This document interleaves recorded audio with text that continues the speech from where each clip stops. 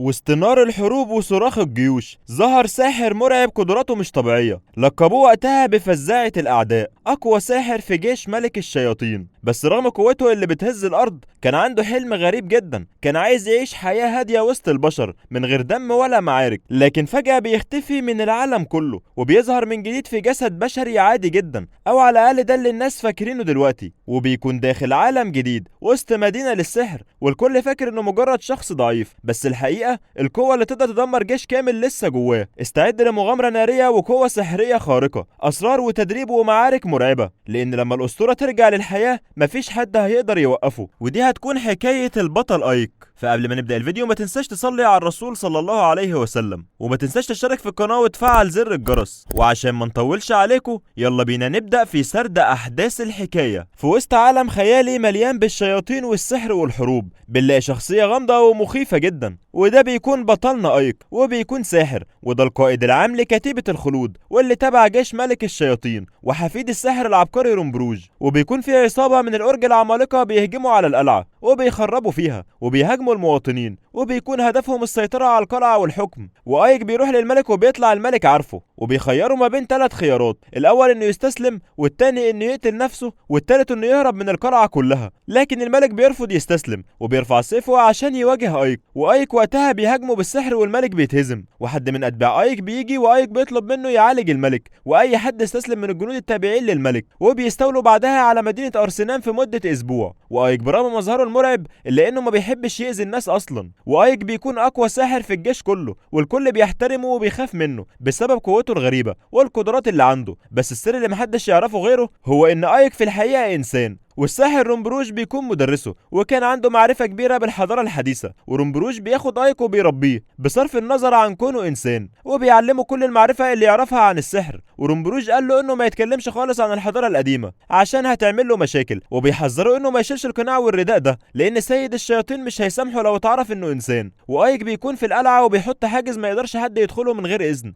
لأنه وقتها كان شايل القناع، وبيتفاجئ بوجود بشرية مستخبية وبتتوسل ليه إنه ما يقتلهاش، بيسيب القلعة وبيتمشى في المدينة، وبيكون حد من أتباعه مستغرب لأنه سايب البشر عايشين في المدينة اللي استولوا عليها. وأيك بيقول له إن سيد الشياطين مهتم بالنتيجة بس مش بقتل البشر، وحد بيحرضه من أتباعه بإنه يقتل كل البشر. فأيك بيقول له إنه سايب البشر عشان أرسنان مدينة تجارية وإنهم هيكسبوا فلوس من وجود البشر. وأيك وقتها بيلاقي مجموعة من البشر وبيسألوه عن حجم الضرايب اللي هيدفعوها، فبيقول لهم نفس اللي كانوا بيدفعوه زمان، وبيختفي من قدامهم فجأة، وبيتضح إن القائدة الخاصة بيه استدعته فجأة وبتحطه في مواجهة مع جولم حجري، وبيكون عملاق عشان تشوف مستوى قوته وصل لإيه. وأيك وقتها بيستخدم سحره وبيهزمه، وبتقول له إن بعد ما كان بيستخبى ورا جده كبر وبقى أقوى. والقائدة دي بيكون اسمها سيفيرو، وهي قائدة الكتيبة السبعة لجيش سيد الشياطين، وبتكون الوحيدة اللي عارفة إنه بشري. وأيك بيسألها استدعته للمكان ده ليه، فبتقول له إن سيد الشياطين دايروكتين عايز يشوفه شخصيا، وإنه مبهور من احتلاله أرسنان في أسبوع واحد بس. وسيفيرو بتنقله لقلعة سيد الشياطين، والبشرية اللي كانت مستخبية وشافت وش أيك بيحبسها جوه حاجز، وبيسيب لها ورقه مكتوب فيها تستنى في مكانها. وايك وسيفيرو بيوصلوا بعدها لقلعه سيد الشياطين، وبيكون في تفتيش قبل الدخول. وايك بيقلق انهم يعرفوا انه بشري، لكن سيفيرو بتساعده وبتعمل عليه سحر يبين انه عنده طاقه سحريه كبيره، وبيتخدعوا بعدها. وسيفيرو بتقول لهم ان قائد الشياطين مستنيهم وانهم مش عايزين يتعطلوا اكتر من كده، وبيعدوا التفتيش وبيوصلوا بعدها عند بوابه سيد الشياطين. وسيفيرو بتدخل الاول وبتخلي ايك يستنى بره. والسيد الشياطين بيكون معروف عنه انه شجع الحرب ضد البشر، وبيبقى منشور شائعات انه قاسي جدا ومش عنده رحمه. وايك بيدخل وبيتفاجئ ان سيد الشياطين بيكون بنت اصلا، وبيكون اسمها دايروكتين، وبتقول له متفاجئه من انه بيستولى على ارسنان في خلال اسبوع بس من غير خسائر في الارواح. فبيقول لها انه عمل اللي اتامر بيه بس، وان الفضل لقائدته سيفيرو. ودايروكتين بتشك فيه وبتقول له انه تواضعه مشابه للبشر. فبتقول لها سيفيرو انه حفيد رومبروج وانه عشان كده بيتصرف بحكمه. وايك بيقول لها ان في الحضاره القديمه لما قارن انتاج مدينه عدمه الحاكم بتاعها، وبيعرف ان عدم اعدام الحاكم احسن. فدايروكتين بتعجب بحكمته وبتقول له انها مستنيه منه نتائج حلوه تانية، وبتقول كلام غامض زي انها عايزه تشوف وشه. وبنعرف بعد كده انها كانت عارفه من الاول ان ايك انسان بس ما قالتش، ودايروكتين بتسيبه بعدها وبتمشي، وسيفيرو بعدها بتبلغه ان دايروكتين سابت له مكافاه، وهي انه هيتنصب ملك على مدينه ايفاليوس، وبتكون مدينه صغيره جدا، وان مهمته هتكون انه يجيب ضريبه مضاعفه من سكان المدينه، وهيكون في الصفوف الاولى في الحرب. فايك بيرجع للبنت البشريه اللي حبسها في الحاجز وبيسالها عن اسمها، فبتقول له ان اسمها ساتي، وايك بيقول لها انه مش هيعرف يسيبها بما انها عارفه سره، وبيخليها خادمته، وفعلا البنت بتوافق. وايك بعدها بيكون عايز يبني جدار للمدينه تحسبا لاي حاله من الحرب، وبيكون مده بناء الجدار المتوقعه 6 شهور لان البشر هم اللي هيبنوه، لكن ايك بيخلي الشياطين تساعد البشر عشان يبنوا جدار، وبيخليهم يتناوبوا في الشغل، وبيدفع لهم اجور لتشجيعهم. وبيبقى واضح جدا ان الحرب لسه في بدايتها، والمملكه البشريه مش ناويه تسكت، ومملكه روزاريا بتبدا تتحرك سياسيا وتكتيكيا، وبيقرروا يعملوا تحالف بين اكتر من مملكه بشريه عشان يوقفوا تمدد الشياطين، خصوصا بعد ما عرفوا ان جيش ملك الشياطين بيقوده ساحر مرعب اسمه ايك. في الوقت ده شخصيه مهمه بتظهر، وبيكون اسمها اليستر، وبتكون قائده فرسان الورده البيضاء، وهي من اقوى القاده في روزاريا، وبيتم استدعائها عشان تستعيد مدينه ايفاليوس. وساتي بتدخل في لعبه امور، وبيكون صاحب اللعبه غشاش، وايك بيكشف غشه، وبعدها بياخدها ايك وبيقول لها انها ما تمشيش بعيد عنه. وايك بيكون لابس لبس البشر الطبيعيين عشان ما حدش يشك فيه، لانهم كانوا في مهمه عشان يستكشفوا ارض البشر والتحالفات اللي بينهم، وبيكتشفوا فعلا ان في تحالفات معموله بين دول البشر، وبيكون من ضمن التحالفات جنود مدرعين ماشيين، والتحالفات دي بتتعمل كل ما البشر تواجههم ازمه بغض النظر عن مصالح الدول الشخصيه. وايك بيقول لساتي ان التحالف اتشكل 3 مرات، وفي كل مره بيتهزم جيش الشياطين وبيطردوا لقلعه دوبريج، وساتي بتكون قلقانه من ان يتكرر ده تاني المره دي. فايك بيسالها خايفه ليه، فبتقول له ان اولاد الخدم مش بيتعاملوا غير كخدم، وانها وقتها هيبقى مصيرها زي مصير الاطفال المحبوسين اللي في الشارع. وايك بيطمنها ان سيد الشياطين قوي وحكيم وهينتصر، والراجل اللي كان عامل لعبه القمار بيقول لايك ان اكيد هو اللي كشف كذبه، وبيكون معاه راجل كبير عشان يضربهم. فايك بيثبت الراجل الكبير بالتلج في الارض، وبيحاوط صاحب لعبه القمار بالتلج، وايك بيساله ليه بيجمعوا الجنود وايه وظيفتهم، لكن الراجل بيحاول يتهرب من الاجابه،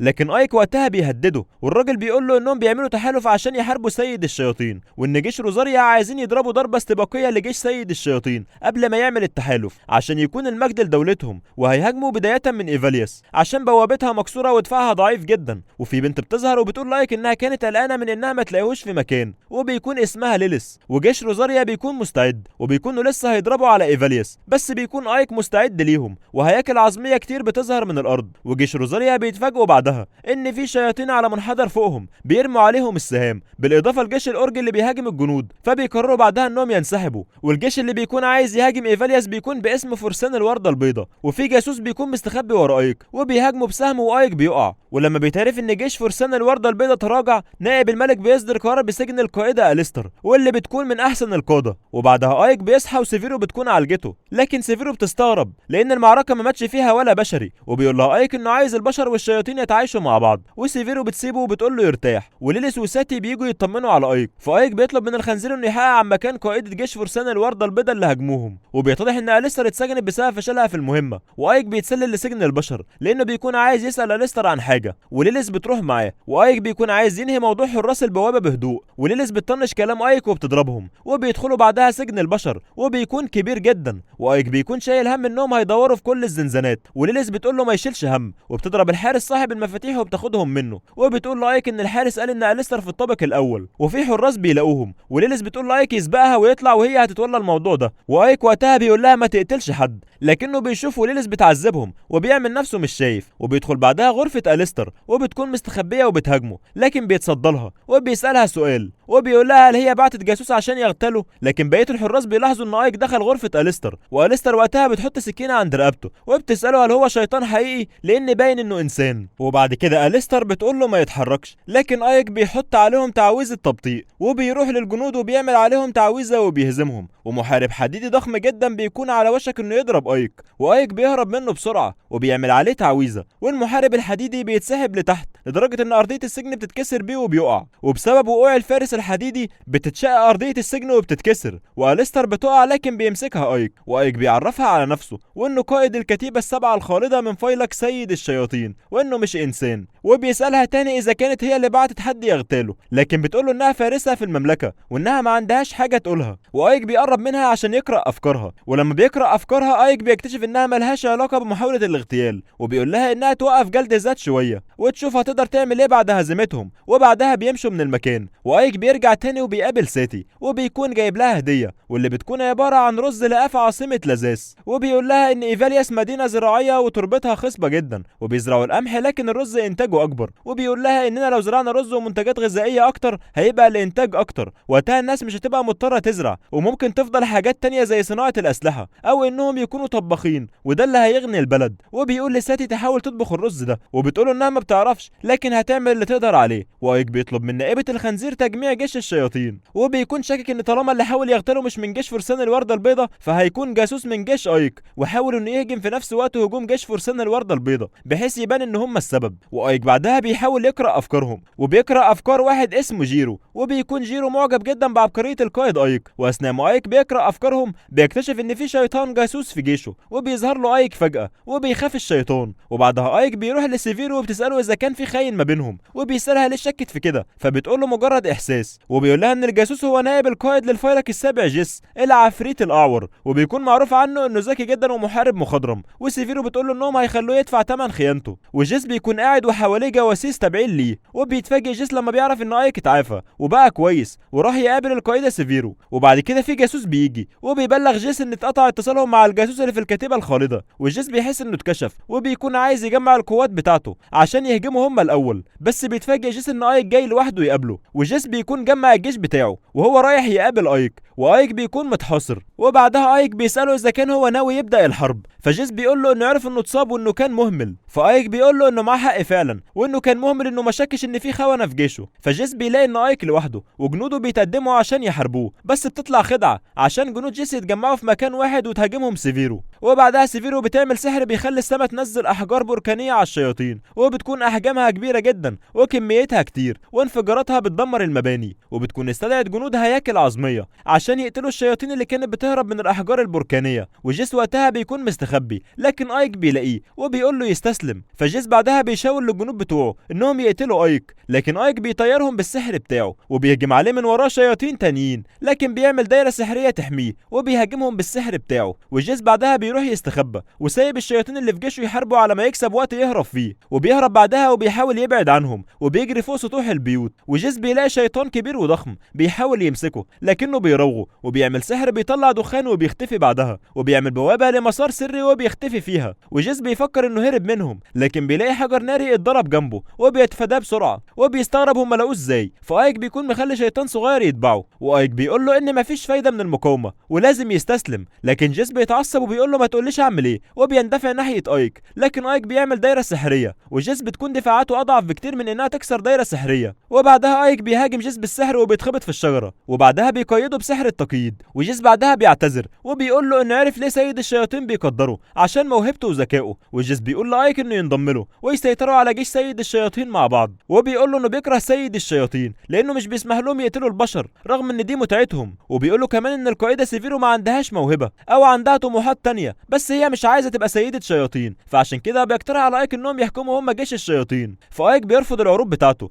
لكن جيس بعدها بيفك ايد من الاتنين وبيهجم على ايك، لكن ايك بيصد الضربه. وبعدها سيفيرو بتيجي وبتشد الرابطه بتاعت الايد التانية على جيس وبتقول له انها هترغمه على الكلام حتى لو اضطرت تكسر راسه. وجيس بعدها بيتعذب وراسه اجزاء منها بتبقى بنفسجي غامق، وده مش بيكون بسبب سحر سيفيرو لكن صحابه بيكونوا سمموه وتخلوا عنه، وبعدها بيموت. وسيفيرو وايك بيروحوا يقابلوا دايروكتين، وسيفيرو بتقول لها ان المسؤول عن المؤامره دي هو رئيس الفيلق الثالث باستيو، والدليل انه كان بيستهدفها هي وايك ودايروكتين كمان. وباستيو بيحضر، ودايروكتين بتساله اذا كان عنده حاجه يدافع بيها عن نفسه، وباستيو بيكون رايه مختلف عن كلام سيفيرو وبيقول ان ايك وسيفيرو هما اللي قتلوا جيس عشان يتهموه بالباطل، وانهم بيتفقوا ضده لانهم عايزين ياخدوه من الفيلق الثالث، وانه مؤامره زي دي يتوقعها من ساحره وضيعه. وسيفيرو بعدها بتتعصب وبتكون عايزه تهاجمه، لكن دايروكتين بتمنعها وبتقول ان الشيطان كل ما بتزيد قوته بيسعى لقوه اكبر او فلوس او مجد، وان الطموحات دي هي اللي بتخليهم شياطين، لكن لو هتقتل حد من رجالتها عشان طموحه محدش هيفضل موجود. ودايروكتين بتكون عارفه مخطط باستيو، وسيفيرو بيكون ولاها حقيقي، لكن لازم تتحاسب على خيانه جيشها. ولكن بدل ما تعاقبهم بتقرر انها تعمل منافسه بين سيفيرو وباستيو، واللي هيكسب هيكون معاه الحق. والمنافسه دي هتكون عباره عن دمى سحريه، والقائد بيبقى ممثل لفريقه ومش بيشارك بنفسه. هيقود 50 دميه، وهيفوز القائد لو قدر يهزم كل دمى العدو، والخاسر هيموت وقتها. وبيكون الهدف من كده اختبار مهارات باستيو وسيفيرو كقاده، وبيكون مسموح بتعيين بدلاء للمبارزه، وسيفيرو بتعين ايك بدلها. وبيكون ايك معارض للفكره لان المنافسه هتبقى على حياه سيفيرو، لكنها بتقول له ان دي اكتر طريقه محتمله للفوز، وبتقول له ان مواهبه كقائد احسن منها بكتير، وانها بتأتمنه على حياتها. وايك بيكون حاسس بمسؤوليه كبيره جدا، وجيرو بيقول له ان هو كمان غريب زيهم لان بيقول لهم ما يقتلوش البشر. وايك بيروح يشوف الدمى، وبيكون شكل وشها مخيف، وكلها عندها قوه متساويه، وانها بتتبع اوامر القائد بالظبط. فهيكون الفرق الوحيد بين المنافسين هي قدرتهم كقاده، وبيكون في ادوات قتاليه مسموح استخدامها. وايك بيرجع بعد كده لمكتبه، وساتي بتجيب له الشاي، وبيسالها ايه احسن طريقه الواحد ممكن يكسب فيها معركه زي دي. فساتي بتقول له انها ما بتحبش تدخل في معركه، لكن لو هتدخل فهتستخدم مكنسه تضرب بيها العدو. وكلام ساتي بيلهم ايك بانه يستخدم اسلحه بتصيب من بعيد من غير ما يضطر يقرب منهم، زي ان السيف احسن من الخنجر، والرمح احسن من السيف، والقوس احسنهم، وان السبيل للفوز هو الضرب من بعيد. فساتي بتقول له ان سيدهم في ارسنال بيقول ان الاقواس الصغيره مفيده، وبيقول لها فكره حلوه خاصه انها تقدر تخترق الدروع وكمان صغيره، لكنه كان عايز حاجه اقوى. وبيجي له فكره، وهي انه يستخدم البنادق لانها قويه ومداها ابعد من القوس وتقدر تصيب خصم من بعيد. فساتي بتساله اذا كان يقدر يعملها، لكن بيقول لها ان سيفيرو خيميائيه قويه وان مفيش حاجه صعبه عليها. وبيروح بعد كده عند سيفيرو وبيقترح عليها الفكره، لكن بتقول له سيفيرو انها ما تعرفش تعمل حاجه زي دي. فبيقول لها انها دايما بتعرف تعمل اي حاجه، وبتقول له انها مش خارقه، وان ازاي اصلا هتعمل حاجه ما شافتهاش قبل كده. فايك بيقول لها انها اسطوانه حديديه جواها بارود بينفجر عشان يضرب رصاصه، لكن سيفيرو بتقول له ينسى الموضوع. وباستيو بعدها بيعرف من تابعينه ان في المنافسه هيبعتوا ايك قائد الكتيبه الخالده، وباستيو وقتها بيفكر ان سيفيرو اكيد عندها خطه، وبيكون معاه سيف مصنوع من انياب تنين اسود بيقدر يقطع اي حاجه. وايك بعد كده بيلاقي بدلته طايره وبياخدها، وبيستوعب ان دايروكتين اللي جابتها له، وبتديله شنطه فيها بنادق كتير، وبتقول له ان ده اللي كان بيدور عليه، وبتناديه باسم ايك. وايك بيكون مش حاطط القناع، وبيقول لها ان ده مش اسمه، لكنها بتكون عارفه الحقيقه، وبتكون عارفه انه انسان مش شيطان. ورمبروش بيكون قال لها انه ادى لايك كل معرفته السحريه، وايك بيسالها ان طالما هي عارفه انه انسان ليه محتفظه بيه كقائد. فبتقول له لتحقيق امنيتها، وان مهما كان مقدار قوتها هتحتاج اكبر عدد من الاشخاص اللي يقاتلوا علشانها، وان امنيتها انها تبني العالم اللي هي عايزاه في الارض. وبتقول لايك انها بتتوقع منه الكتير. فايك بعدها بيوري سيفيرو البنادق، وبيقول لها ان سيدة الشياطين هي اللي عملتهم، وبيطلب من سيفيرو تعمل رصاص على قد حجم البندقيه. وفجاه بيحصل انفجار، وبيكون ده من تاثير البارود اللي كان طالبه من التابعين بتوعه، واللي كان طالب منهم يعملوه، وبيكون هو اللي سبب الانفجار الكبير ده. وبيطلب من سيفيرو تجهز 500 رصاصه، لكنها بترفض، وبيخلي ايك حد من تابعينه يعملهم. وبيوصلوا بعد كده لحلبة المعركه، وايك بيكون حاطط على كل دميه درع، وباستيو بيكون عامل دروع كامله لجسم الدمى وسيوف للدمى كلها، وبيسخر من ايك انه هيخلي الدمى تحارب بالدروع. وباستيو بيكون عامل الدروع للدمى لابسها من فولاذ دمشقي صعب اختراقه بالرمح او السهم، وبيكون الفولاذ متقدم هديه من دايروكتين زي ما قدمت لايك البنادق. وبتكون كده خلت المعركه متكافئه بين الطرفين. وبعدها بتبدا المعركه، ودمى ايك بتبدا انها تضرب بالسهام، وبيصدها شويه دمى، لكن شويه تانيين بتصيبهم السهام. ودمى باستيو بتحارب بالرماح الطويله، ودمى ايك بتعجز عن صدها وبتخترقها. وكمان دمى باستيو بتهاجم بالسيوف، ودمى كتيره بتقع على ايك، وبيسخر باستيو من ايك على استعداداته الضعيفه. وهنا بيبدا الجد، ودمى ايك بتهاجم بالبندقيه، ومن ضربه واحده الدميه بتقع دميه ورا الثانيه ورا الثالثه، لحد لما كل الدمى التابعين لباستيو بيقعوا على الارض. وبتنتهي المعركه بهزيمه باستيو. ودايروكتين بتيجي للحلبه وبتقول له المعركه انتهت، وبتديله خيارين، يا اما يقتل نفسه ويموت، يا اما هتقتله هي. فباستيو بيقول لها انه هيختار خيار احسن يليق بشيطان حقيقي. وبيكون في الوقت ده في جاسوس شيطان مستخبي، وبيرمي سهم على دايروكتين، لكنها بتمسكه، وبتتفاجئ انه سهم متفجر، وبينفجر في دايروكتين، وبتحصل تفجيرات في الحلبه كلها، والشياطين اللي كانوا قاعدين بيتفرجوا في الحلبه بيتاذوا، وجنود على شكل هياكل عظميه بيظهروا. وباستيو بيقول انه بقى سيد الشياطين من اللحظه دي. وبنرجع بعد كده بالزمن، وفي ذئاب بتيجي وبتهجم على رمبروج، ورمبروج بيصدهم بحاجز صخري، وبيلاقي اب وام الذئاب قتلتهم، وكانوا حاضنين طفل صغير، وبيكون الطفل ده ايك. والهياكل العظميه بتحارب شياطين الأورج وبتقتلهم. باستيو بيقول لايك ان هو اللي هيبقى المسيطر على جيش الشياطين، وبيعزم على ايك عشان ينضم له، وبيقول له انه هيسمح له يقود الفيلق السابع. فايك بيرفض وبيقول له انه مش هيكون سيد الشياطين ابدا. فباستيو بيأمر جنود الهياكل العظميه تحاصر ايك ويهجموا عليه، وبيصد ايك ضرباتهم، وبيفتح بوابات سحريه بترمي عليهم سيوف بتوقعهم، وهيكل عظم بيجري عشان يهاجم ايك، وبيرمي جمجمته عشان تنشر رماد ويشتت ايك، وبيقرب من ايك لكن ايك بيفعل تعويذه حمايه وبيصده، وبيفعل تعويذه طيران عشان يتجنب السهام، وبيعمل تعويذه عباره عن اشعه بتصيب كل الهياكل العظميه وبتهزمهم. وايك بعدها بيطير ناحيه باستيو وبيحط ايده على باستيو وبيفجره، وباستيو بيقول لايك ان المعركه ما انتهتش وبتحصل تفجيرات كتير في الحلبه، وبيرجعوا الجنود للحياه من تاني. وبعدها باستيو بيقول لايك ان بما انه قائد جيش الكتيبه الخالده فعارف كويس انهم من الاحياء الاموات، والشياطين بيهجموا عليه بسرعه وبيتصدى لهم، وبيعمل تعويذه بتبطئ حركتهم جامد وبيهزم شويه منهم، وباقي الشياطين بيكملوا هجوم على ايك، وبيكون في شيطان مستخبي بيرمي سهم متفجر على ايك لكن بيصده بدايره سحريه، وبيعمل عليهم ايك بعدها سحر اصفر بيمحيهم. والشيطان اللي بيكون مستخبي بتلاحظه سيفيرو وبتقطع دراعه وبتفجره، وبنعرف ان سيفيرو استدعت الدعم، وبيكون منهم ليليس وجيرو وفيرونتينا ومحاربات تانية. وسيفيرو بتقول لايك انهم قضوا على الجيوش اللي بره الحلبه، ودايروكتين بتيجي وبتقول لباستيو ان ايك هو خصمه ولو هزمه هي مش تقتله، وباستيو بيكون متعصب جدا وبيهجم بكل قوته على ايك، وايك بيفعل دايره سحريه تحميه لكن بيتكسر جزء منها، وباستيو بيفضل يهاجم ايك بضربات كتير متتاليه، وبيضرب ايك بشعاع ازرق وبيرد عليه ايك بشعاع اصفر بيمحي الشعاع الازرق وجزء من ايد باستيو، وبيكون اسم السحر اللي ايك استخدمه السحر الابيض. وبنرجع بعد كده بالزمن وبنشوف ايك وهو بيتعلم على ايد رومبروج، وايك بيسأل رومبروج اذا كان في سحر بيرجع الورده الميته للحياه، فرومبروج بيقول له ان السحر الابيض بيرجع الزهور للحياه من تاني، وان السحر ده بيكون صعب جدا على الشياطين، وده لانه بيستمد قوته من قلب رحيم ونقي، ودي بتبقى حاجه مش عند الشياطين اصلا، وبيكون مرعب بالنسبه ليهم. ورومبروج بيقول له انه حتى لو اتعلمه فلازم ما يخليش اي حد يعرف انه اتعلمه. وايك بيقول لباستيو انت ضحيت بجيشك واتقلبت على اصحابك وسيدك، كل ده عشان طموحك وعشان كده مش هسامحك ابدا. وايك بعدها بيستخدم السحر الابيض وبيمحي باستيو وبيهزمه، والدايروكتين بتقول لايك ان بسبب تمرد باستيو ما عادش في حد بيقود الفيلق الثالث وانها هتخلي ايك يقوده، لكن سيفيرو بتتضايق خاصه ان ايك تابع ليها وبيقود الكتيبه الخالده الخاصه ومش بتكون عايزه تفقده، وسيفيرو ودايروكتين بيتكلموا في كده، ودايروكتين بتسيب الخيار لايك، فايك بيقول ان هدفه حاليا ان عالم البشر والشياطين ينسجموا مع بعض، واللي بيكون فعلا بدا يطبقه في ايفاليوس، وبيبدا الناس يتعودوا على مدينتهم الجديده مع الشياطين، وبيعتذر لدايروكتين وبيقول لها ان لسه في حاجات كتير يتعلمها من سيفيرو، وبيوعدها انه هيخلي ايفاليوس اول مدينه يتعايش فيها البشر والشياطين سوا. وسيفيرو بتتفاجئ انه عرف دايروكتين انه انسان وما بتبقاش فاهمه ايه اللي بيحصل، وايك بيكون واقف على منحدر وساتي بتروح له وبتساله ليه ما بيجيش مكتبه وده من اخر منافسه ليه، فبيرد عليها وبيقول لها ان بالتربه دي والمناخ ده هيبقى سهل تطبيق نظام نورفلوك، واللي بيكون معناه زراعه التربه باستمرار من غير ما يكون في وقت ترتاح فيه. وساتي ما بتفهمش فبيقول لها ان بالشكل ده هتاكل خضار كتير، فساتي بتفرح جدا لانها بتحب الخضار. فايك بيقول بعد كده لساتي انهم هينشغلوا قريب، وده لانهم هيعملوا مدينه بينسجم فيها البشر مع الشياطين.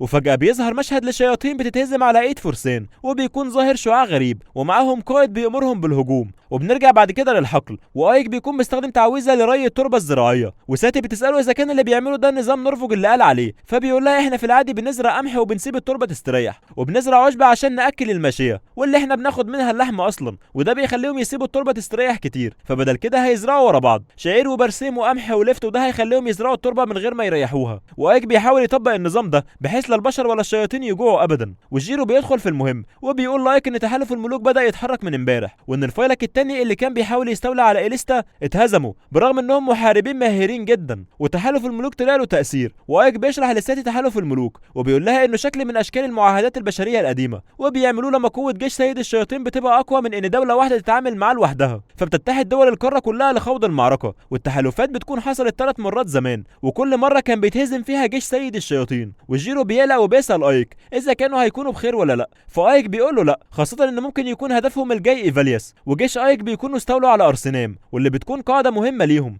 ولو عايزوا ياخدوها هيضطروا يهاجموا الصفوف الاماميه لايفاليوس، بس هيبقى في عقبه ان عددهم هتبقى كبيره، غير ان هيبقى في تنسيق ما بينهم، وكمان غير ان لو ايفاليوس وقعت قوات التحالف هتركز على ارسنام واعدادهم كتير، فلو كان الهجوم باعداد كبيره فهياخدوا ارسنام، فلو حصل كده فجيش سيد الشياطين هيضطر يتراجع لدوبريج واللي فيها قلعه سيد الشياطين، وهينتهي حلم ايك بانه يعمل مدينه يتعايش فيها البشر والشياطين مع بعض. فايك بعدها بيفكر في حل، وبيكون هو انهم يعملوا بنادق كتير، لكن الخيميائيين بيفشلوا، وبتقول له سيفيرو مش هنحتاجها واننا نقدر نخلص عليهم بالسحر، لكن ايك بيخالفها وبيقول لها انه هيكون صعب اعاده بناء المدينه، وبيكون عايز يعمل بنادق بحيث انه يبقى سهل بالنسبه لاي حد انه يستخدمها. وفيرونتينا بتقول لهم انهم ممكن يعملوا الاجزاء المصنوعه من المعدن والخشب واحده ورا الثانيه، وسيفيرو بتقول لها ان حاجات صغيره زي دي ومصنوعه من المعدن صعب تتعمل، ففيرونتينا بتقترح ان الاقزام يعملوها، لكن الاقزام بعد خسارتهم قدام البشر اتفرقوا في العالم، والمفروض انهم هيحتاجوا عدد كبير منهم. وايك بعدها بيجي في باله ملك الاقزام، واللي بيكون مأسور في مدينه اسموس، واللي بيكون زمان في مدينه اسموس اتجبر انه يشتغل لصالح المدينه هو وباقي الاقزام اللي معاه. وفي اللحظه الحاليه ملك الاقزام بيلاحظ ان الحراس اغمى عليهم، وبيكون من فعل ليليس، وبتحرره وبتقول له يجي معاها، وبيسال ليليس اسئله كتير وبتزهق منه وبتخليه يغمى عليه، وبياخدوه بعدها هي وجيرو معاهم، وبيقابلوا بعدها حراس كتير لكن بيهربوا منهم، وايك بيبني حيطه بتمنع الحراس انهم يطردوهم. وبعدها ملك الاقزام بيصحى وبنعرف ان اسمه جونتر، وبيتفاجئ ان الشياطين خرجوه من السجن، وايك بيقول له انه عايز يعمل بنادق، لكن جونتر بيرفض وبيقول له انه مش هيسمح له يستغله زي البشر، وانه مش هيكون عبد لاي حد. فايك بيقول له انه عايز يعملها عشان يقدر يصنع سلام بين البشر والشياطين، وبياخد جونتر في نص المدينه وبيوريه التعايش اللي بين الشياطين والبشر، لكن جونتر بيقول له ان البشر دمروا بلده وانه مش مهتم انهم يعيشوا في سلام اصلا. فايك بعدها بيقول له ان لو انتج بنادق كتير هيطلب من سيد الشياطين يعيد بناء مملكه الاقزام. فجونتر بعدها بيكون شايف ان ايك بيسخر منه، خاصه انه فقد كل شعبه، لكن بيوريه ايك انهم جمعوا الاقزام كلها، وبيوافق ملك الاقزام يساعده. وبعدها ايك بيرجع للمكتب وبيقول لساتي ان بدل ما دايما هي بتشتغل فتقرا كتب، لكنها بتقول له انها مش بتعرف تقرا اصلا، فبيقول لها انه هيعلمها لما يفضى. وبعدها في جندي بيبلغ الجنرال الخاص بيهم وبيقول له ان ملك الاقزام الشياطين خطفته، وبيكون الجنرال ارسل جاسوس للتجسس على قوات ايفالياس، وبيعرف انهم 500،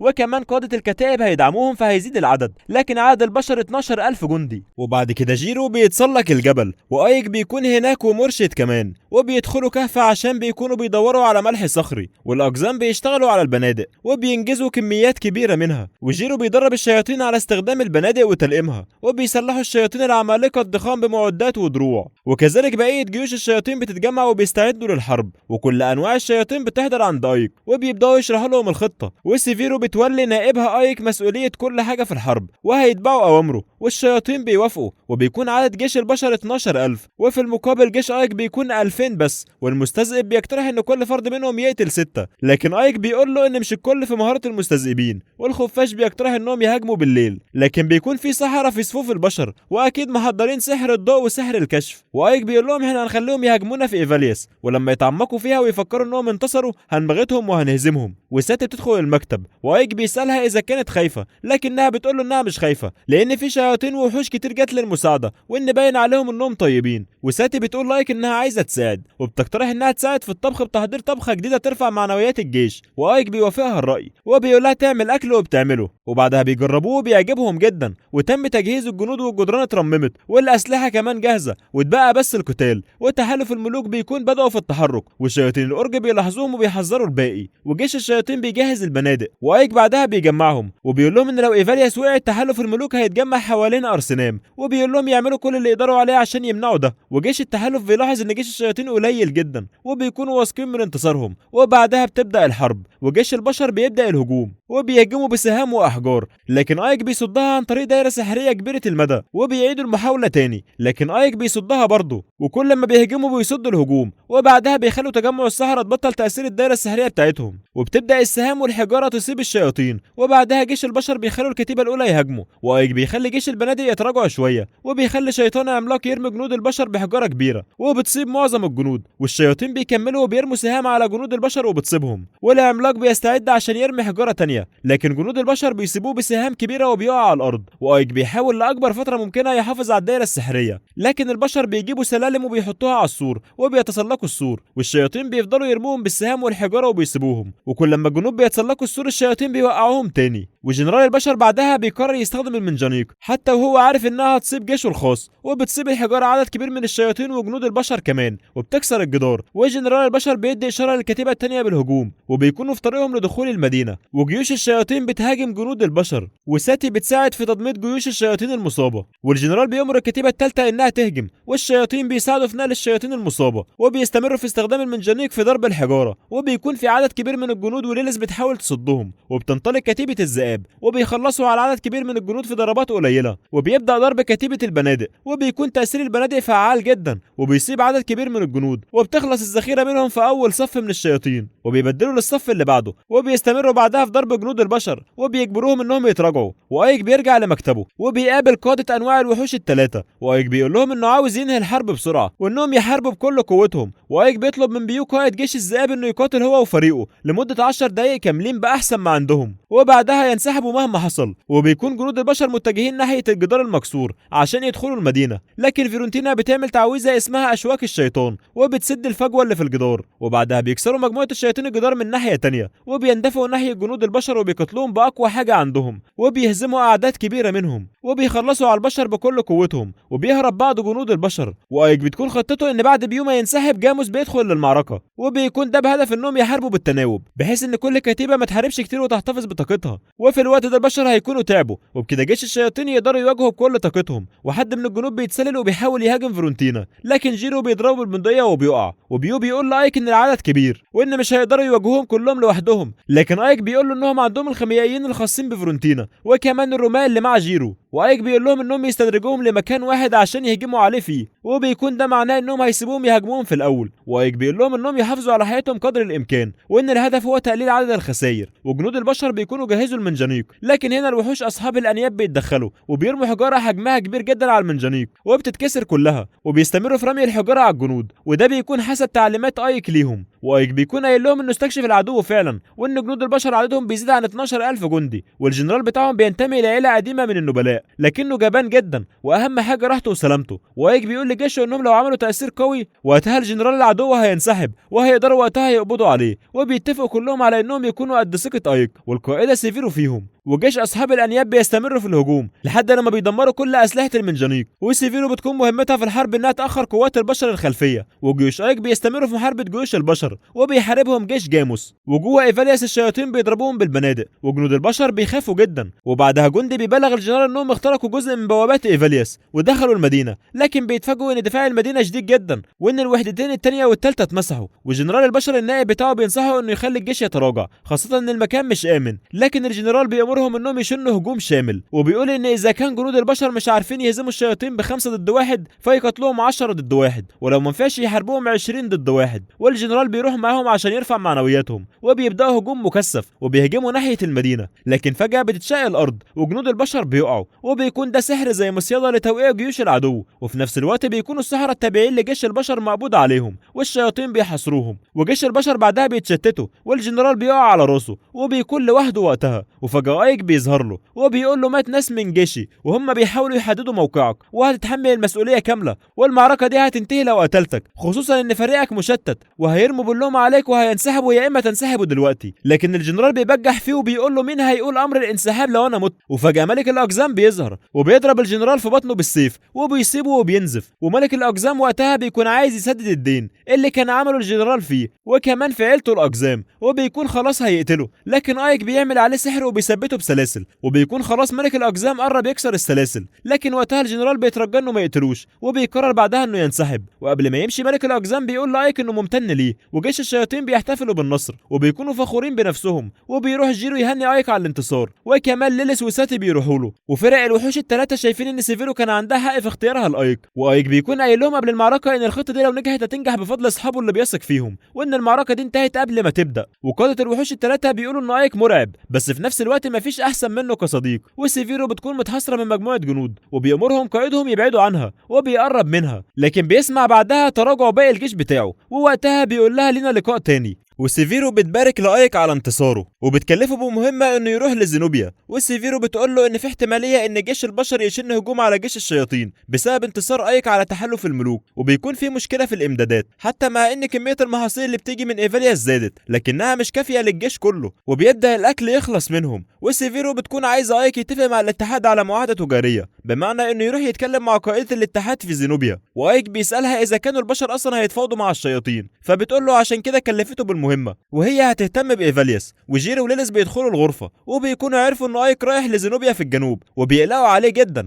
وعايزين يروحوا معاه، لكن بيقول لهم يفضلوا في إيفاليوس، وبيقول لهم إن إيفاليوس بيجي لها لاجئين ومتشردين وده ممكن يجيب مشاكل، وبيطلب من ليليس تحافظ على أمن المدينة، وبيطلب من جيري إنه يدير الأمور. وأيك بيروح وبياخد ساتي معاه، وساتي بتسأل أيك إن زينوبيا دي عاملة إزاي، فبيقول لها إنها مش دولة، وإنها عبارة عن مدينة تجارية في الجنوب وبتمثل جزء من الاتحاد التجاري. وبيكون الاتحاد التجاري عبارة عن مجموعة مدن مختلفة، وزينوبيا بتكون مدينة تجارية، لكن فوق كده كمان عندها محاصيل فريدة من نوعها في الجنوب بتتزرع وبتكبر في المناخ الدافي، وتوابل كمان، وعندهم خضار وفاكهة وكل حاجة تقريبا. وبيكون ما حصلش معاهدات قبل كده بين البشر والشياطين، وساتي بتقول له ان ممكن الموضوع يبقى صعب، لكن بيقول لها انه جابها معاه عشان السبب ده، وانه يوريهم ان البشر والشياطين يقدروا يتعايشوا سوا. وجيش سيدة الشياطين بيكون معتمد على المفاوضات دي، وانهم لو خسروا مش هيبقى عندهم اكل وهيخسروا ضد تحالف الملوك، وان انتصار جيش سيدة الشياطين بيعتمد على المفاوضات دي. وهم بيتنقلوا بالحصان بيسمعوا صوت سويت، وبتكون عصابة قطاع طرق، وبيكونوا بيهجموا على عربية ملكية بيكون جواها سيدة، والحراس بيحاولوا يحموها لكنهم ما بينجحوش، وبيفتح رئيس العصابة العربية، لكن ايك بيتدخل وبيعمل عليهم سحر وبيعلقهم فوق جذوع الشجرة، وايك بيكون بيحاول يحمي السيدة، وبعدها بيلاقي بقية العصابة بتهجم تاني وبيتصدى لهم. وبعدها ايك بيعالج الجنود المصابين، والسيدة اللي ايك بيكون بيحميها بتقول له ان اسمها يوريا، وانها بتكون بنت قائدة زينوبيا، وبتشكره على حمايتهم ليها، وبتوصلهم معاها في العربية لزينوبيا. وبعدها يوريا بتلاحظ ان ايك عنده سحر عالي، وبتسأله اذا كان من النبلاء، وبيزيف هويته، فبيقول لها انه ساحر من اسموس واسمه رايك. ويوريا بتجيبهم عند والدتها رئيسة الاتحاد التجاري، وبنعرف ان اسمها التيريا، وبتكون كسبت مكانها في الاتحاد بفضل موهبتها. وايك بيفكر ان لحسن الحظ انه انقذ بنتها، والتيريا بتخلي يوريا تخرج وتسيبهم لوحدهم، وبتقول لايك انها مشغوله وهتساله مباشره،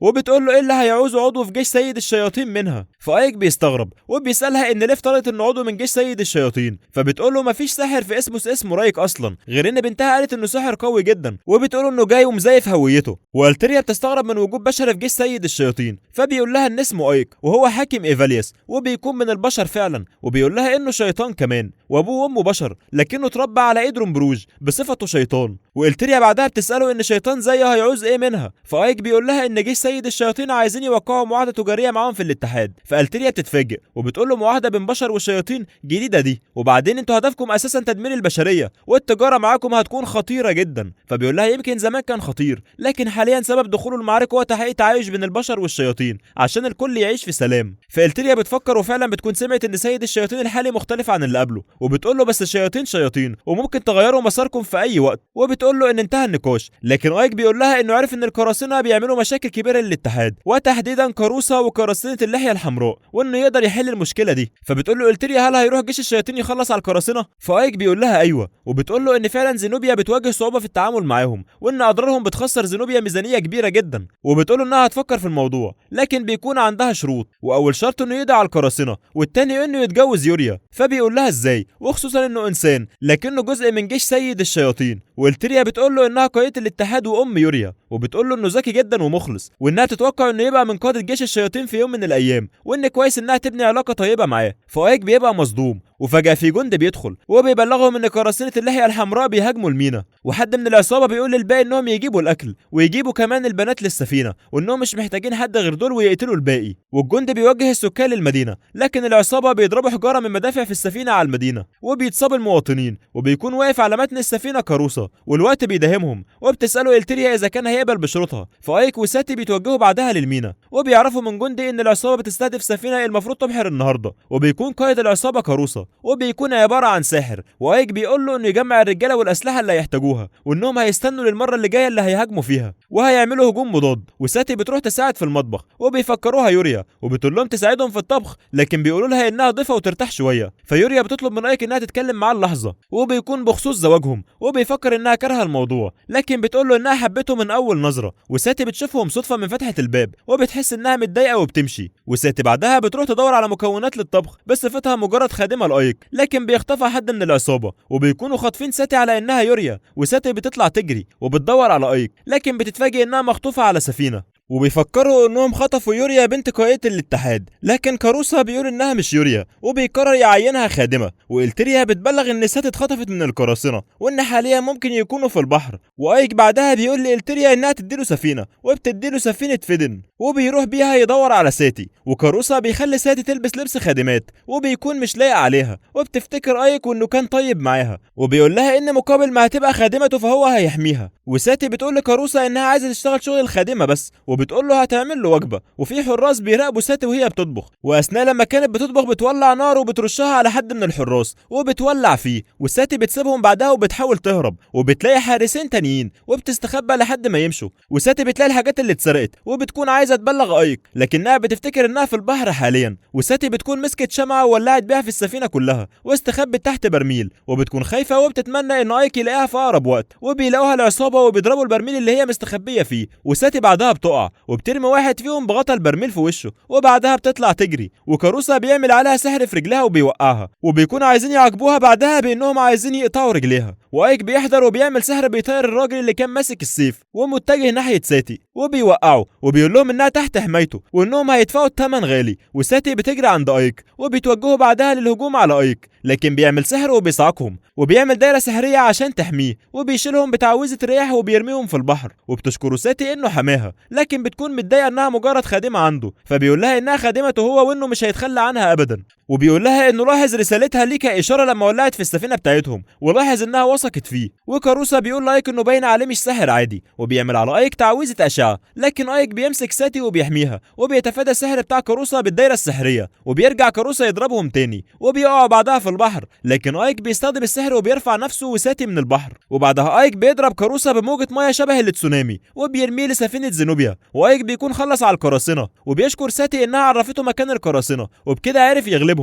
وإلتريا بعدها بتستغرب انه ما قتلش العصابه، فبيقول لها انه مش بيحب القتل بدون سبب. وبتتفاجئ إلتريا ان الكلام ده طالع من عضو في جيش سيد الشياطين. وإلتريا بعدها بتوافق انها توقع معاه المعاهده، وبيتفقوا انها تفضل سريه عند ملوك الاتحاد. وبنروح بعد كده لايفالياس، وبيكون عدد كبير من الشياطين متصابين والجدران اكتريتها متكسره، وسيفيرو بتكون متصابه ومخزون الاكل بيكون يا دوب يكفي 3 ايام بس، وبيكونوا داخلين على مجاعه. وسيفيرو بتقول لفيرونتينا انهم هيهاجموا، لكن فيرونتينا بتقول لها انت متصابه هتحارب ازاي في الوضع ده؟ فبتقول لها سيفيرو انها مش هتستنى الموت، وعلى الاقل لو ماتت هتكون قتلت عدد كبير منهم. وفي مدينه زينوبيا بيكونوا عاملين حفله ترحيبيه بايك وساتي، ويوريا بتكون معجبه جدا بايك، وإلتريا بتقول له يخلي باله من بنتها وانه وقع معاها المعاهده ودلوقتي المفروض ينفذ الشرط التاني. وفي حد بيتكلم في المايك وبيعلن عن خطوبه يوريا لايك، وفجاه بيجي شعاع سريع بيكسر الشباك وبيبقى في غيمه بيضاء وصوت صريخ ناس، وبنكتشف بعدها انها دايروكتين. وبتقول لايك انه المفروض يرجع دلوقتي وبسرعه لان سيفيرو في خطر شديد. وجيوش البشر بيكونوا بيهاجموا بالمنجنيق والحجاره بتصيب الجدار والبيوت وبتسبب خراب كبير. وبعدها جيش البشر بيرموا سهام وبتصيب اعداد كبيره من الشياطين، وسيفيرو بتكون احتلت إليستا، لكن بيكون فخ وجيوش البشر بيكونوا استدرجوها لجوه القلعه وحصروها. وبيكون عدد الاعداء 5000 جندي من جيش البشر، ودايروكتين بتكون جهزت لايك الجيش بتاعه وبتقول له ان المفروض ينقذ سيفيرو. ومن ناحيه جيش البشر فبتكون إليستا قربت تقع في ايديهم، ووقتها الجنرال رودل بيظهر وجيوش البشر بيتقدموا، وفيرونتينا بترمي عليهم قنبله دخان وبتهاجمهم، والشياطين بتؤمر انهم يهاجموا البشر ويرجعوهم لورا، لكن البشر بيضربوا سهام كتيره وبتصيب اكتريه الشياطين. وفيرونتينا بتحاول تتفادى السهام وبتهاجمهم هي، وفي ساحر بيضربها بتعويذه برق وبتتصاعق وبتقع. وسيفيرو بتكون في نفس الوقت متحاصره وسط جيش كبير من الجنود، وايك وساتي بيتنقلوا تلقائيا وبيرجعوا ايفالياس. وجيرو بيبقى فرحان ان ايك رجع اخيرا، وبيقول له ان الاخبار وحشه جدا وان تحالف الملوك عملوا هجوم شامل. وبيلاحظ ايك ان في اصابات كتيره في جيشه، وبيكونوا وصلوا قريب جدا من القلعه. وجيرو بيقول لايك ان في بنت انقذتهم وكانت قويه جدا وهزمت كل الاعداء لوحدها، وبتكون البنت دي هي دايروكتين، لكن جيرو ما بيبقاش عارف. وايك بيقول لجيرو انه هيروح لإليستا في اسرع وقت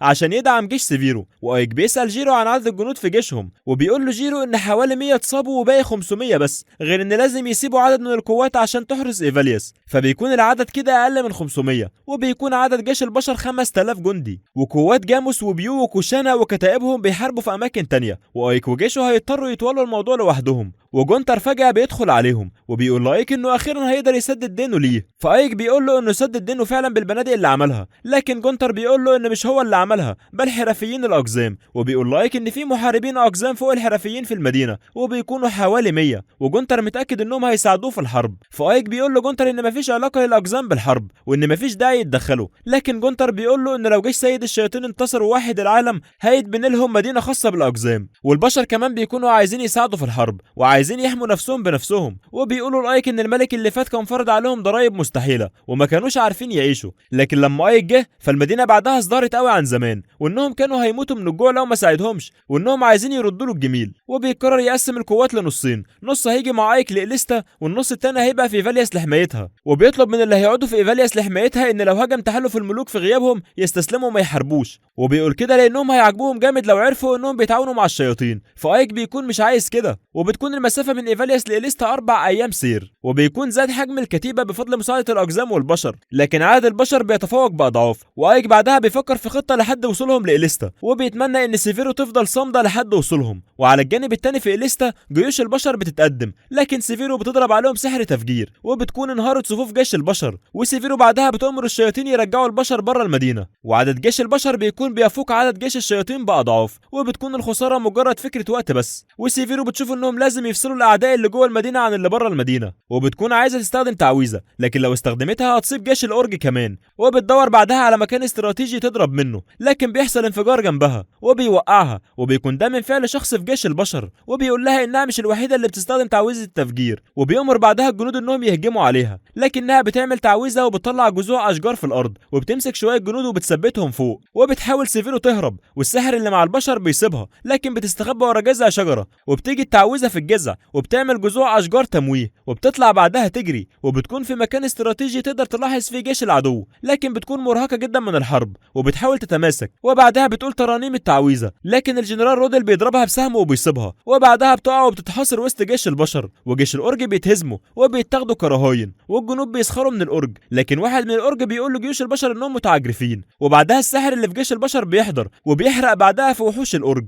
والجنرال رودل بيروح يقابل سيفيرو في مكان سجنها، وبتقول لهم انهم ما يستخفوش بيها وان مستحيل على ضعاف زيهم يقتلوها، وبعدها رودل بيقول لها انه سمع ان حد من جيشها موهوب، وانه اكيد مش هيسيبها في الحالة دي، وان خطته يخليها رهينة عشان يستدرج بيها ايك وبقية الفيلق السابع وعشان يخلص عليهم. وبتعدي الايام والمحاربين البشر اللي مع جيش سيد الشياطين بيتدربوا على استخدام الاسلحة والقتال، وجيش الاقزام بيجهزوا البارود وبيتعلموا القتال بشكل منسجم مع بعض بسرعة، والاسلحة التجريبية بتكون جاهزة، وجيرو كان بيستخدم قوة الرياح عشان يستطلع الحالة في إليستا، وبعدها جيرو بيرجع وبتكون المدينة متدمرة، وبيكونوا معلقين عباية زي اللي بتلبسها سيفيرو كدليل انها ماتت، ولكن ايك بيدرك ان سيفيرو لسه عايشة، وبعدها ايك بيسأل جيرو عن اسم جنرال العدو، فجيرو بيقول له ان اسمه رودل قائد فرقة التنين الاحمر، وايك بيكون سمع ان رودل موهوب جدا، وبعدها ايك بيدرك انه بيستدرجهم عن طريق احتجاز سيفيرو كرهينة ولازم يتحركوا بسرعة حتى لو هم عارفين انه فخ، وبعدها ايك بيطلب مساعدة جونتر وليلس، وكمان بيطلب المساعدة من جيرو، وهيجتمعوا ويظبطوا خطة الهجوم، وهيبقى ميعاد الهجوم في الفجر، وبعدها ايك بيبدأ المعركة بضربة استباقية وبيباغتهم بالسحر، ومش بيكون جيش البشر مستعد، وبتتفرق الصفوف بتاعتهم، وبيركزوا الجنود على حماية القلعة وان ما يسمح لهمش بالدخول ليها، لكن ايك بيفجرهم، ورودل بيناقش الوضع وبيعرف ان جزء من الجدار اتفجر، وبيقول للنائب بتاعه انهم يخلوا بالهم لان حتى لو كان عددهم قليل هيفضلوا شياطين خطيرين، وجيش البشر بيبدأوا يستخدموا المنجنيق وبيضربوا حجارة ناحية الشياطين وبتسيب شوية منهم، لكن بعدها ايك بيعمل دايره سحريه عشان يحمي جيش الشياطين، وبتكون الخطه انهم يلفتوا انتباه العدو لحد لما سيفيرو تعرف تهرب هي والباقي، وجيش البشر بيهاجموا بحجاره والرماح، ولكن ايك بيتصدى لهم بسحر النار، ورودل بيكون عايز يتجنب المواجهه الليليه مع الشياطين لانها هتتسبب في خسائر كبيره ليهم، وبيخلي نائبه يروح يشوف وضع السجينه سيفيرو، والمسؤول عن حراسه سيفيرو بيضايقها، لكن ليلس بتتسلل للسجن وبتسحب قوته الروحيه وبتحرر سيفيرو بعدها، وكل وحدات البشر بتكون جاهزه من مشاة خفيفه لرمال وفرسان، ورودل بيطلب من جيشه يجهزوا المنجنيق واقواس الحصار وبيهاجموا جيش الشياطين، لكن بيحميهم ايك بالدايره السحريه، وجنود البشر بيلاقوا شظايا صغيره بلون البنفسجي وبيقربوا منها وبيقعوا، وبيكون ده سحر ليلس، وبتكون حراره سيفيرو من السجن، وفيرونتينا بتتصاب بسهم بيوقعها، وبيكون في ساحر بيتبجح، لكن ليلس بتقول له انه هيندم على اليوم اللي اتولد فيه، وليلس بعدها بتدي اشاره لايك يبدا الهجوم، وايك بينقل جيش البشر بالبنادق للمعركه، وبيسيبوا الجنود بضربه واحده وبيموتوا، وجيوش الأورج بيهجموا على باقي جنود البشر وبعدها بيهزموهم، وسيفيرو بتعارك فيرونتينا،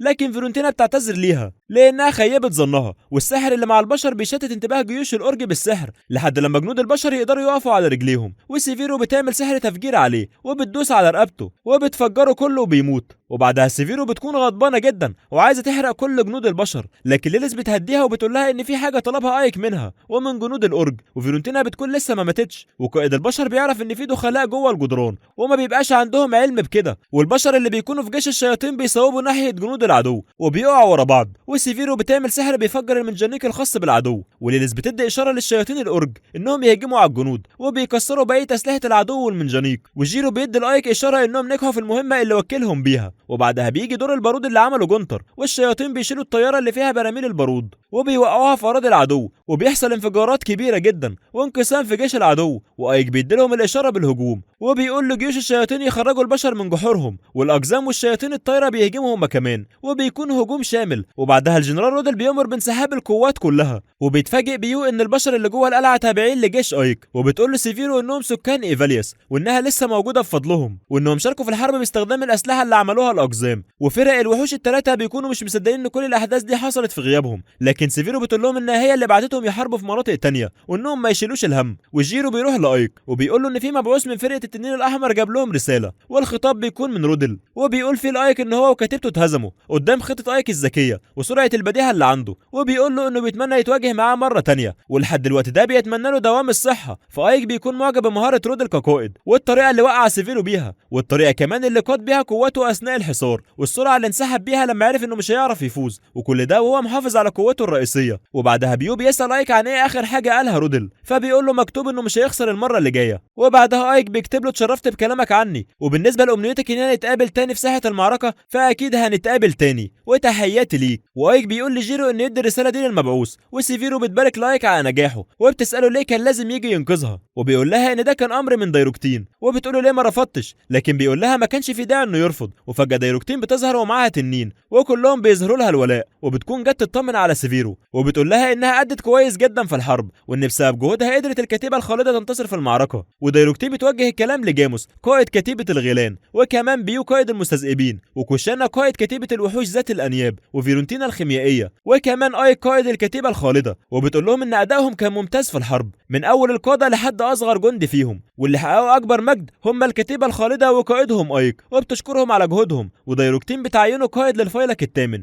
وبيبقوا كلهم مبسوطين لايك، وبعدها الكل بيعيش في سلام. وهنا بتنتهي حكايه البطل ايك. لو عجبك الملخص ما تنساش اللايك والاشتراك عشان ده بيشجعنا استمر، وما تنساش تشترك في القناه، وكمان تشترك في القناه الاحتياطيه، سايب لك اللينكات بتاعتهم تحت في الوصف. وفي النهايه ما تنساش صلي على النبي. اشوفكم في حكايه جديده، والسلام.